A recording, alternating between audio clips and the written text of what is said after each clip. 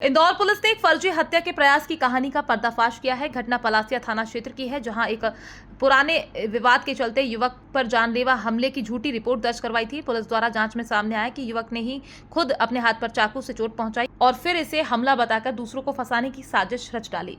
दरअसल पूरी घटना 26 मई 2025 की रात की है, जहां पर 3 बजे शिवराज मेवाड़ा ने पलासिया थाने में रिपोर्ट दर्ज करवाई थी कि टैक्सी स्टैंड के पास तरुण मालवीय और उसके 2 साथियों ने उस पर जानलेवा हमला कर घायल कर दिया, जिसमें बाएं हाथ पर चाकू से गंभीर चोट आई। पुलिस ने शिवराज की शिकायत पर तरुण मालवीय और 2 अज्ञात साथियों के खिलाफ मामला दर्ज कर लिया है। बारीकी से जांच शुरू की गई तो उसमें खुलासा हुआ कि घटना के समय आरोपी तरुण मालवीय शुजालपुर में मौजूद था। इसके बाद फरियादी शिवराज और उसके मित्र नरेंद्र मेवाड़ा से अलग अलग पूछताछ की गई, जिनके बयान आपस में मेल नहीं खा रहे थे। जांच में जब शिवराज का मोबाइल फोन चेक किया तो उसमें पूरी घटना फर्जी पाई गई। फर्जी रिपोर्ट करने और निर्दोष को फंसाने की साजिश को गंभीरता से लेते हुए अब पुलिस शिवराज मेवाड़ा और नरेंद्र मेवाड़ा के खिलाफ झूठी एफआईआर दर्ज करने और साजिश रचने और पुलिस को गुमराह करने के आरोप में कार्यवाही करने में जुट गई है।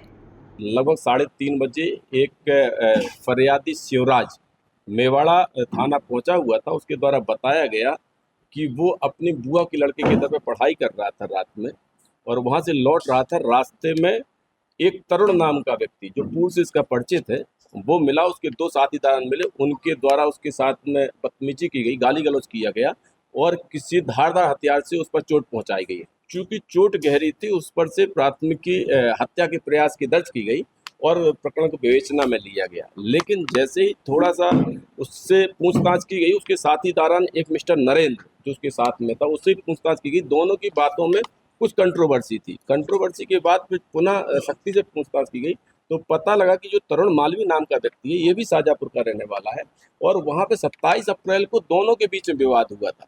उसमें से नरेंद्र और शिवराज के द्वारा इनके साथ मारपीट की तरुण के साथ में। तरुण के द्वारा वहां पे एफआईआर करवा दी गई थी। तो उसके द्वारा तरुण को फंसाने के लिए ऐसा कृत्य किया गया है।